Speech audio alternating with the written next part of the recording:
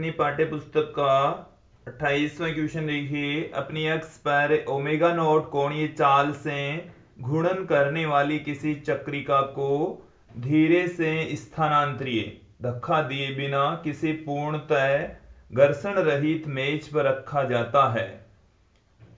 चक्रिका की त्रिज्या capital R है। चित्र में दर्शाई गई चक्रिका के बिंदुओं ए, बी और सी पर इनका रेखिक वेग क्या है? यह चक्रिका चित्र में दर्शाई दिशा में लौटनी गति करेगी क्या? तो हमारे को इस क्वेश्चन में समझना है कि इसकी कोणीय चाल, चक्रिका की कोणीय चाल हमें दे रखी है ओमेगा नॉट। इसके साथ में चक्रिका या चकती की जो त्रिज्या है, चकती की त्रिज्या वो हमें दे रखी है कैपिटल आर। हमें तीन बिंदु दे रखे हैं ए, बी और सी, और इन तीनों बिंदुओं के ऊपर हमें रेखिक वेग ज्ञात करना है, रेखीय वेग फाइंड आउट करना है। यहां पर देखिए, सबसे पहले तो हम ज्ञात करेंगे बिंदु ए पर। बिंदु ए पर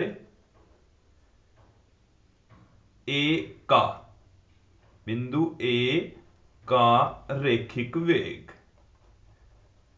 बिंदु ए का जो रेखिक वेग है, इस बिंदु का जो रेखिक वेग है, इस बिंदु का रेखिक वेग है वो इसकी स्पर्श रेखा के अनुदिश होगा। बिंदु ए का जो रेखिक वेग है, वेग का जो फॉर्मूला होता है v बराबर होता है ओमेगा इंटू आर।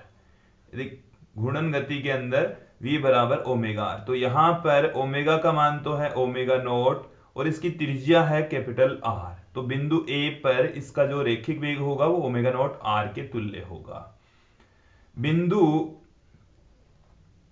बी का रेखिक वेग, बिंदु बी का रेखिक वेग, तो बिंदु बी का जो रेखिक वेग है वो, ये चक्रिका इस तरीके से घूम रही है, तो इसके रेखिक वेग की डायरेक्शन होगी वीबी की इधर, इसमें वीए की डायरेक्शन होगी इधर।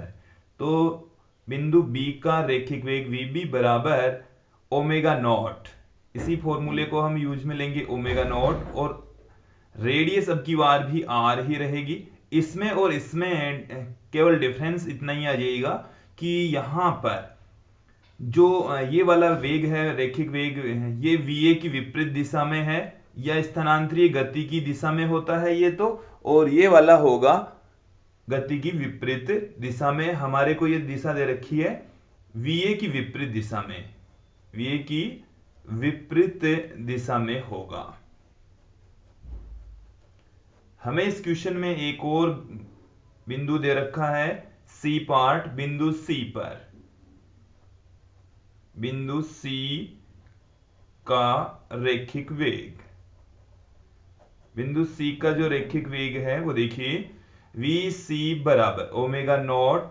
देखिए इस चक्रिका का प्रत्येक बिंदु ओमेगा नॉट कोणीय वेग से घूर्णन करेगा, क्योंकि घूर्णन गति के अंदर सभी पार्टिकल्स का कोणीय वेग तो समान होता है, जबकि रेखिक वेग भिन्न भिन्न हो सकता है। और आर की जो वैल्यू है वो अब की बार हमारे पास में है r/2। तो बिंदु सी का रेखिक वेग ये होगा। अब फिर इसमें आगे पूछा है कि क्या यह चक्रिका चित्र में दर्शाई दिशा में लौटनिक गति करेगी।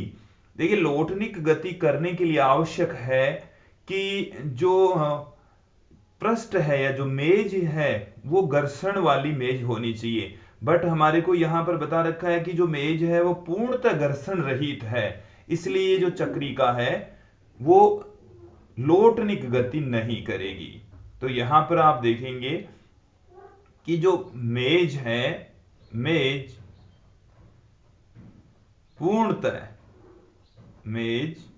पूर्णतः घर्षण रहित है, मेज पूर्णतः घर्षण रहित है, अतः चकती लौटनिक गति नहीं करेगी, लौटनिक गति नहीं करेगी, लौटनिक गति चक्रिका की नहीं होगी।